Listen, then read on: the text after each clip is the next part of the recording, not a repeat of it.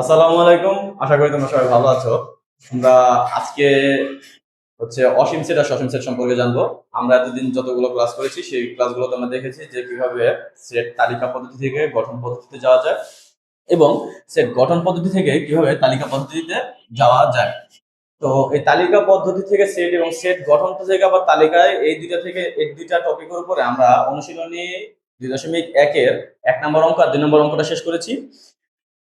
এরপরে 3 নম্বর অঙ্কে আমরা যাবো, তবে 3 নম্বর অঙ্কটা আবার বোঝার জন্য কিছু বেসিক আলোচনা করতে হবে, বেসিক কিছু বিষয় আছে যেগুলো তোমাদের বুঝতে হবে। সেজন্য আমরা আবার গঠন এবং তালিকা বাদে তার পরবর্তী যে ধাপে স্টেপটা আছে, মানে যে স্টেপগুলো আছে সেগুলো আমরা শিখবো আগে।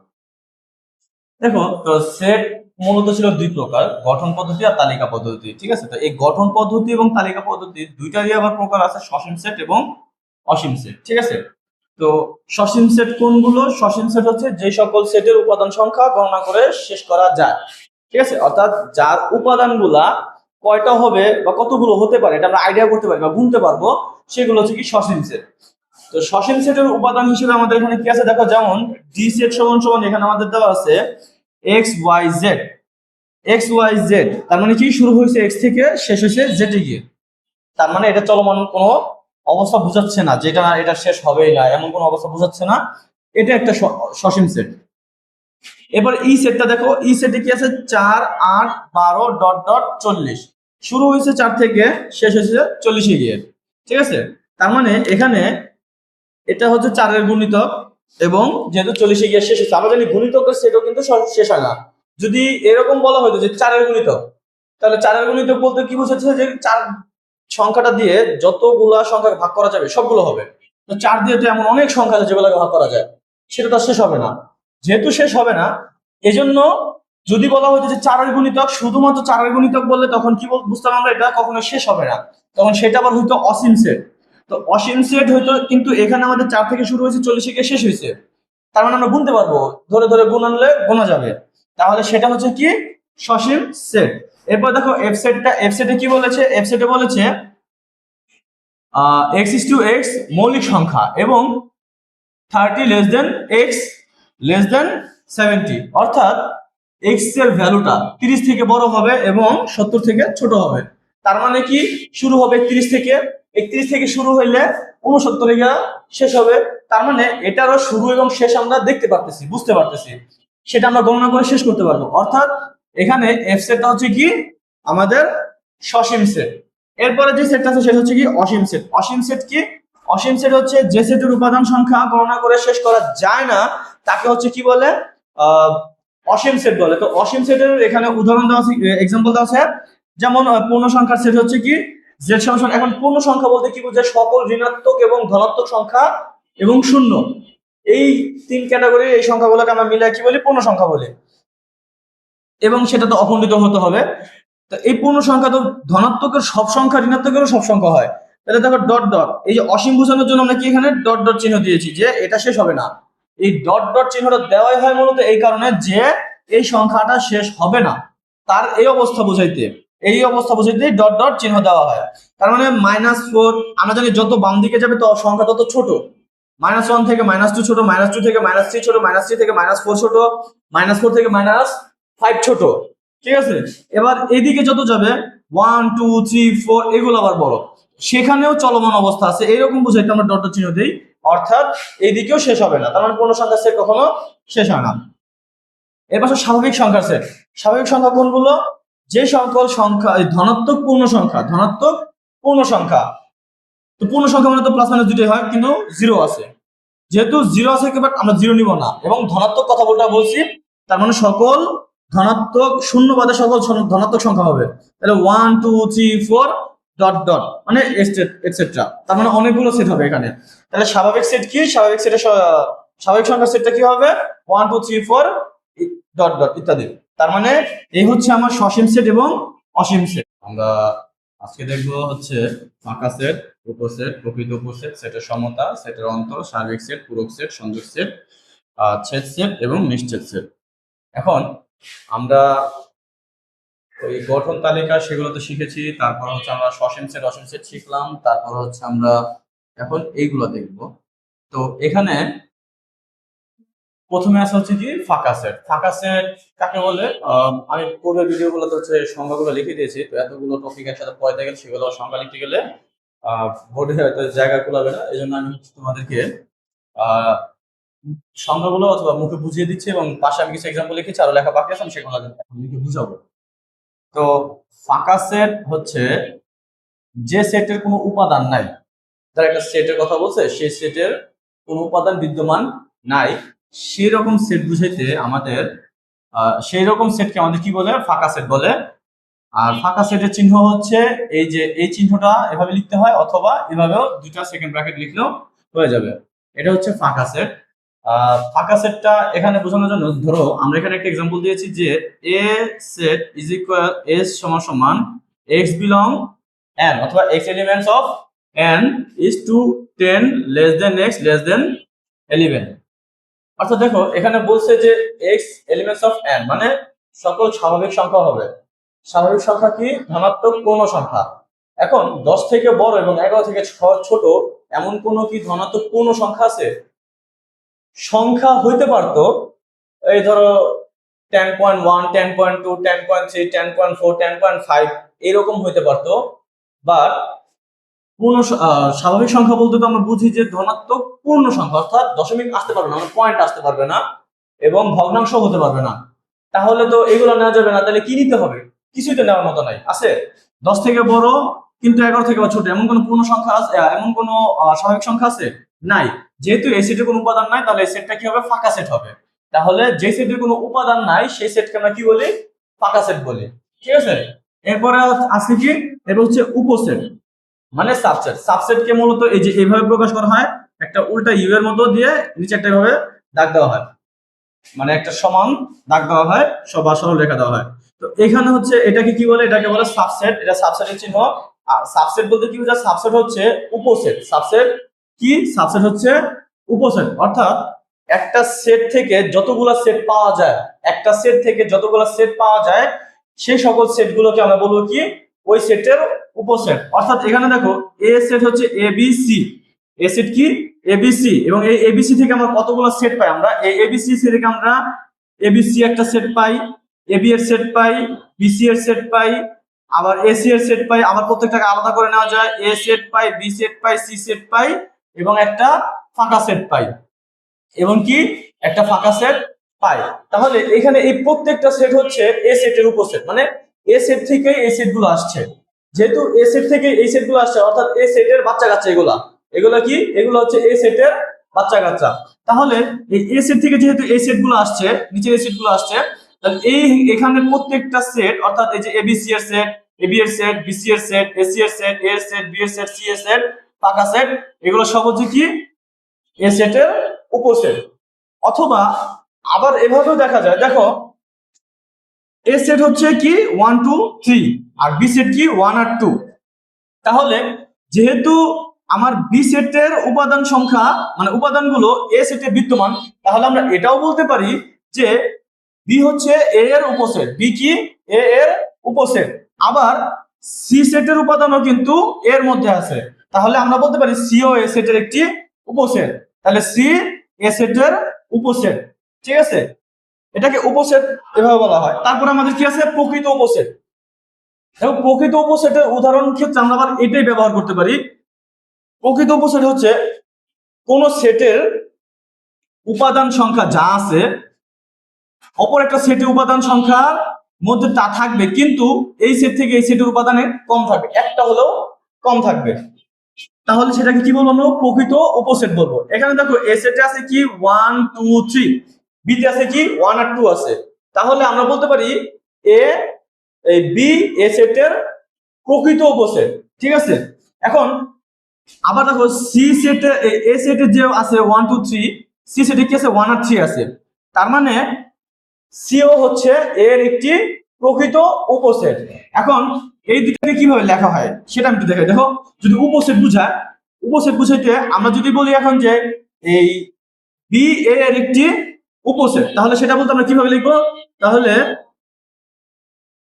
বি সাবসেট অফ এ। যেহেতু বি এ সেটের একটি উপসেট, তাহলে আমাদের কি লিখতে হবে, বি সাবসেট অফ এ, এটাকে এভাবে লেখা যায়। ঠিক আছে, আর প্রকৃত উপসেটের চিহ্ন যেটা, যেহেতু এটা, এখন বি যেহেতু এ সেটের একটি প্রকৃত উপসেট, তাহলে সেক্ষেত্রে আমরা কি লিখবো, বি প্রপার সাবসেট অফ এ, এভাবে লেখা হয়। ঠিক আছে, এরপরে দেখো, এরপরে কি আছে, সেটের সমতা। সেটের সমতা বলতে বোঝায় একাধিক সেটের উপাদানগুলো যদি সব সমান হয়, সেক্ষেত্রে আমরা কি বলি, সেক্ষেত্রে আমরা বলতে পারি যে সেটের সমতা। অর্থাৎ দেখো, এখানে এ সেটের উপাদান হচ্ছে এ 1 3 4, বি সেটের উপাদান কি 1 3 3 4, সি সেটের উপাদান হচ্ছে কি 1 1 3 4 4। তাহলে দেখো, এক একটা উপাদান কিন্তু রিপিটেড হয়েছে, এখানে 3 দুইবার আসছে, এখানে 4 দুইবার আসছে, 1 দুইবার আসছে, বাট উপাদান তো ওই একটাই, 1 এই তো, 4 ই তো, 3 ই তো। তার মানে এখানে হচ্ছে কি, এ সেটে যে উপাদানগুলো আছে সেই উপাদানগুলো বি সেটেও আছে, আবার সেই উপাদানগুলো সি সেটেও আছে। তাহলে আমরা বলতে পারি কি, এই A set B set C set পরস্পর সমান। যেহেতু এই তিনটা সেট পরস্পর সমান, সেটা বোঝাইতে আমরা এই যে এখানে A is equal B is equal C, এটা হচ্ছে কি সেটের সমতা, সেটাকে আমরা এইভাবেই লিখতে পারি। তাহলে যদি বলে সেটের সমতা কি, বা হচ্ছে সেট, এটা সেটের সমতা বোঝায় কিনা এমন কিছু যদি প্রমাণ করতে বলে বা দেখাইতে বলে, তখন সেখানে আমরা কি করব, সেখানে আমাদের দেখতে হবে যে এ সেটের উপাদানগুলো বি সেটের উপাদানগুলো এবং সি সেটের উপাদানগুলো সব সমান কিনা। যদি হয় তাহলে আমরা বলবো এটা কি সেটের সমতা আছে। এরপর হচ্ছে কি সেটের অন্তর। সেটের অন্তর কি, সেটের অন্তর মানে হচ্ছে ধরো বাদ সেটকে বোঝায়, অর্থাৎ একটা সেট থেকে আরেকটা সেট বাদ দিলে যে সেট পাওয়া যায় সেই সেটটাকে বলে কি সেটের অন্তর। সেটের অন্তরকে সাধারণত ব্যাকওয়ার্ড স্ল্যাশ দ্বারা প্রকাশ করা হয়, অথবা মাইনাস চিহ্ন লেখা যায়। ব্যাকওয়ার্ড স্ল্যাশ, এই যে উল্টা লিখতে হয়, ঠিক আছে, ব্যাকওয়ার্ড স্ল্যাশ অথবা মাইনাসও লেখা যায়। অর্থাৎ যখন আমরা একটি সেট থেকে আরেকটি সেট বিয়োগ করি, যেমন দেখো এখানে আমি লিখেছি এ বাদ বি, এটাকে বাদ করা হয়, হ্যাঁ, এ বাদ বি অথবা এ মাইনাস বি, এভাবে লেখা যায়। তাহলে আমরা ধরো এই যে আমি এই যে এইটা থেকে নিয়েছি, ধরো এ সেট আর এই যে বি সেট, এ সেটের উপাদান কি 1 2 3, তাহলে আমি এ সেটে 1 2 3 লিখলাম, আর বি সেট হচ্ছে কত 1 আর 2, তাহলে এ বাদ বি যেহেতু, তাহলে 1 2 3 বাদ 1 আর 2। এই বাদটা কিভাবে নির্ণয় করবা, বাদটা নির্ণয় করতে হবে এইভাবে যে এই সেটের, অর্থাৎ সামনে যেটা আছে এটার উপাদান থেকে এইটার উপাদান বাদ দিবা, পরে এখানে যেটা অবশিষ্ট থাকবে সেটাই বসাইবা। অনেক সময় এমন হয় যে ধরো এখানে আছে 4 6 আছে এগুলা, তো এখানে 1 এর সাথে 1 মিলছে 1 বাদ যাবে, 2 এর সাথে 2 মিলছে 2 বাদ যাবে, এখানে 3 টাই বসবে। কিন্তু এখানে তো 4 আর 6 বাকি ছিল, সে 4 আর 6 কেন বসলো না, সেই 4 আর 6 বসাবে না, কারণ এটা হচ্ছে বাদ সেটের নিয়ম। তুমি এইটা থেকে এটা বাদ দেওয়ার পরে এটাতে যেটা অবশিষ্ট থাকবে, অর্থাৎ এই সেটে যেটা অবশিষ্ট থাকবে সেটাই হচ্ছে কাঙ্ক্ষিত ফলাফল, সেটাই হচ্ছে কি তোমার সেটের অন্তর বা বাদ সেট। ঠিক আছে, এরপরে হচ্ছে কি সার্বিক সেট। সার্বিক সেট হচ্ছে ইউনিভার্সাল সেট। ইউনিভার্সাল সেট হচ্ছে ধরো সকল সেটের সেট, সকল সেটের সেট, অর্থাৎ মাদার অফ সেট, মানে সকল সেট এর থেকে আসে। যেমন ধরো আমার এখানে এ সেট হচ্ছে এটা, এখান থেকে না, ধরো এটা থেকে উদাহরণ দেখি, এ সেট এটা, বি সেট এটা, সি সেট এটা, কিন্তু ইউ সেট ধরো আবার, অর্থাৎ ইউনিভার্সাল সেট। ইউনিভার্সাল সেট বলতেই বোঝায় সবার সব সেটের একটা বড় সেট। এখন ধরো ইউ সেটে ধরো দেওয়া আছে 1 2 3 4 5 6 এ পর্যন্ত ধরো দেওয়া আছে, 6 পর্যন্ত দেওয়া আছে। এখন আমরা দেখতে পাচ্ছি কি A set B set C set তিনটার উপাদান এই ইউ সেটে বিদ্যমান। ইউ সেটে কি বিদ্যমান, তাহলে এটা হচ্ছে কি এই তিনটা সেটের ইউনিভার্সাল সেট। এই তিনটা সেটের ইউনিভার্সাল সেট কোনটা, সরি এই তিনটা ইউনিভার্সাল সেট কোনটা, এই যে ইউ সেট, অর্থাৎ 1 2 3 4 5 6 যার উপাদান। ঠিক আছে, তাহলে ইউনিভার্সাল সেট কি বুঝতে পারছো? হ্যাঁ, আশা করি বুঝতে পারছো।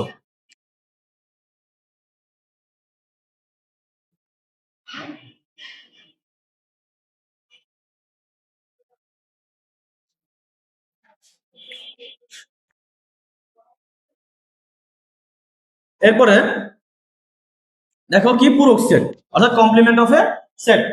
পূরক সেট হচ্ছে কি ইউনিভার্সাল সেট থেকে তুমি একটা সেটকে বাদ দিলে যে ফলাফলটা পাওয়া যায় সেটা হচ্ছে কি পূরক সেট। অর্থাৎ আমি যদি বলি এটাকে এ প্রাইম বলা হয় বা এ পূরক বলা যায়, দুইটা উচ্চারণ আছে, এ প্রাইম অথবা এ পূরক। তাহলে আমরা যখন এ পূরক লেখা থাকবে তার মানে তোমাকে বুঝতে হবে যে আমার ইউ সেট থেকে অর্থাৎ ইউনিভার্সাল সেট থেকে এ সেটটাকে বাদ দিতে হবে। তাহলে এখানে যেহেতু আমরা ইউ বাদ এ, তাহলে ইউ বাদ এ আমরা কিভাবে লিখবো? দেখো আমরা এখান থেকে এই উপরেগুলো মুছে দিই। আমি কি দেখেছিলাম যে এখানে ধরো ইউ বাদ এ, তাহলে ইউ এ পূরক সমান সমান আমরা কি লিখবো? ইউ বাদ এ। তাহলে ইউ এর সেট হচ্ছে 1 2 3 4 5 6 বাদ এ সেট কি 1 2 3 1 2 3। তাহলে বাদ দেওয়ার নিয়মটা কি? আমরা তো এই যে লাস্টে এটা দেখেছিলাম যে বাদ দেওয়ার নিয়মটা কি, বাদ হচ্ছে যেটা যেটা মিলে সেটা সেটা বাদ যাবে। তাহলে 1 2 3 এই তিনটা মিলে তিনটা বাদ যাবে, তাহলে হবে কি 4 5 6, অর্থাৎ ইউ সেটে যেটা মানে এই সেটে যেটা অবশিষ্ট আছে সেটা বলবে। তাহলে এটা হচ্ছে কি সেটের পুরো সেট, ঠিক আছে। এরপরে আছে কি সংযোগ সেট। সংযোগ সেট কি? সংযোগ সেট হচ্ছে ধরো যোগফল বোঝায়, হ্যাঁ, দুইটা সেটকে যোগ করার পর যেটা হবে সেটা হচ্ছে কি তার সংযোগ সেট। এখন সংযোগ সেট কিভাবে লিখতে হয়? ধরো এটাকে যে ইউনিয়ন বলে আমরা হচ্ছে এটাকে চিহ্নিত করি, অনেক হচ্ছে কাপ বলে। তো যার যেটা সুবিধা হয় তুমি চাইলে কাপ বলতে পারো, চাইলে ইউনিয়ন সেট বলতে পারো, ঠিক আছে। যেমন এটাকে আমরা লেখার সময় লিখি এ ইউনিয়ন বি, অথবা তুমি বলতে পারো A cup B, A union B বা এ কাপ বি, এই দুইটা উচ্চারণ করা যায়। তো এ কাপ বি যদি হয় তাহলে দেখো আমার এখানে এ ছিল কত, ধরো আমার এখানে আমি এটা এখানে লিখে বুঝাই। ধরো এ সেট দেওয়া আছে 1 3 4 এবং বি সেটে লেখা আছে 2 5 6। এখন যদি এ ইউনিয়ন বি লেখা থাকে তাহলে কি তোমার দেখো এখন এ ইউনিয়ন বি লেখা আছে, হ্যাঁ, তাহলে আমরা হচ্ছে কি এর উপাদানটা বসাইছি, এরপরে ইউনিয়ন চিহ্নটা দিব, এরপর আমরা কি করব বি এর উপাদানগুলো বসাবো। তো বি এর উপাদান হচ্ছে কি 5 6, ঠিক আছে, জায়গা নাই দেখে আমরা নিচে লিখেছি। এখন দেখো এটা আর এটার মধ্যে সহজ ভাষায় বুঝো, এটা আর এটার মধ্যে যেটা মিললো আর না মিললো তুমি সবগুলা তাদের ক্রম অনুসারে বসায় দিবা, ঠিক আছে। অর্থাৎ দেখো 1, এরপরে এখানে 3 আছে কিন্তু আমার তো এখানে 2 আছে, তো 1 এর পর সিরিয়াল 2 পড়ে, তাহলে আমরা 2, পরে 3, পরে 4, তারপর 5 6। অর্থাৎ এই দুইটা সেটের যতগুলো উপাদান আছে সেগুলো তুমি ক্রম অনুসারে বসায় দিবে, অর্থাৎ যেটা কমন যাক আর না যাক কমন আনকমন সব বসে। তাহলে ইউনিয়ন থাকলে কি হয়? কমন আনকমন সব বসে, শর্টকাট একটু মনে রাখবা, কমন আনকমন সব বসে। ইউনিয়ন সেট থাকলে কমন আনকমন সব বসে। এরপরে হচ্ছে আমাদের পরের সেটটা কি? ছেদ সেট অর্থাৎ ইন্টারসেকশন। এটাকে যেমন আমরা কাপ করেছি, এটাকে অনেকে ক্যাপ করে, তো তোমরা চাইলে ক্যাপ বলতে পারো অথবা ইন্টারসেকশনও বলতে পারো, যে A intersection B, A cap B, ঠিক আছে, যার যেটা সুবিধা সে সেটা বলতে পারো। এখন এ ইন্টারসেকশন বি থাকলে তখন আমরা কি করব? ধরো ইন্টারসেকশনে যদি আমাদের লিখতে হয় তখন আমরা এটার এক্সাম্পলটা হচ্ছে এখানে মুছে তারপরে বুঝাই। ধরো এ সেট সমান দেওয়া আছে 1 2 3 4 এবং বি সেটে দেওয়া আছে 2 3 4 7 9 এটসেট্রা, ধরো এরকম কিছু ডেটা সেট দেওয়া আছে। তাহলে এই ইন্টারসেকশন বি হলে আমরা এর উপাদান উঠাইলাম, এরপরে ইন্টারসেকশন বি এর উপাদান, বি এর উপাদান কত 2 3 4 7 9, ঠিক আছে। তাহলে এই ইন্টারসেকশন বি। এখন এইটার মধ্যে হবে কি এই সেট আর এই সেট, এই দুইটা সেট থেকে যেটা কমন হবে অর্থাৎ মিলবে সেইগুলো হচ্ছে এ বি এর ইন্টারসেকশন, ঠিক আছে। তাহলে ইন্টারসেকশন সেটটা আমরা কিভাবে পাবো? দেখো এখানে কোনটা কোনটা মিলে, এখানে 1 আছে কিন্তু এখানে 1 নাই, তাহলে 1 নেওয়া যাবে না। এখানে 2 আছে, এখানে 2 আছে, তাহলে আমরা এখানে 2 নিতে পারবো। এখানে 3 আছে, এখানেও 3 আছে, 3 নিতে পারবো। এখানে 4 আছে, এখানেও 4 আছে, 4 নিতে পারবো। ঠিক আছে, কিন্তু এখানে 7 আছে, এখানে 7, এখানে 9 আছে, এখানে 9 নাই। তাহলে আমাদের এ আর বি এর ইন্টারসেকশন সেটটা কি হবে? 2 3 4। তাহলে বুঝতে পারছো? তাহলে আমরা কি কি দেখলাম? ইউনিয়ন সেট এবং ছেদ সেট। এখন আসো নিশ্ছেদ সেট। নিশ্ছেদ সেট হচ্ছে কি, কোন সেটের ইন্টারসেকশন যদি তোমার শূন্য হয়, অর্থাৎ কোনো উপাদান যদি বের না হয়, তাহলে সেটাকে আমরা কি বলবো? সেটা হচ্ছে কি নিশ্ছেদ সেট। অর্থাৎ এই ছেদকে ওই সেট দ্বারা ছেদ করা যায় না, অর্থাৎ ইন্টারসেকশন করা যায় না, কোনো কিছু কমন নাই। যেমন ধরো আমরা এই এ আর বি এর যদি ইন্টারসেকশন করি, হ্যাঁ, ধরো আমি এটাকে এখানে মুছে দিয়ে এখানে ইন্টারসেকশন দিলাম।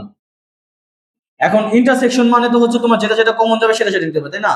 কিন্তু এটার মধ্যে কি কোনো কিছু কমন আছে? মিল আছে? মিল তো নাই, কোনো কিছুরই মিল নাই। যেমন এখানে 1 আছে, এখানে 1 নাই, এখানে 3 আছে, এখানে 3 নাই, এখানে 4 আছে, এখানে 4 নাই, আবার এখানে 2 আছে, এখানে 2 নাই, এখানে 5 আছে, এখানে 5 নাই, এখানে 6 আছে, এখানে 6 নাই। তার মানে যেহেতু কোনো কিছু কোনোটার সাথে মিলে না, তাহলে এর উপাদান নাই, তাহলে কি এটা ফাঁকা সেট। তাহলে এ বি এর ইন্টারসেকশন এখানে কি ফাঁকা আছে, যেহেতু এর কোনো উপাদান বের হয় না, তার মানে কি এটা হচ্ছে পরস্পর নিশ্ছেদ সেট। ওকে, তাহলে আজকের বেসিক আলোচনা এ পর্যন্তই। পরবর্তী ক্লাসের জন্য আমন্ত্রণ রইল, তোমরা পরবর্তী ভিডিওগুলো ইনশাআল্লাহ দেখবা। তো সামনের ভিডিওগুলোতে আমরা হচ্ছে তোমার কার্টেসীয় গুণ, মানে কার্টেসীয় গুণজ, তারপরে হচ্ছে তো ক্রমজোড়, হ্যাঁ, এগুলো আমরা দেখাবো। তো আজকের আলোচনা, বেসিক আলোচনা এর উপরেই। দেখা হচ্ছে নেক্সট ভিডিওতে ইনশাআল্লাহ।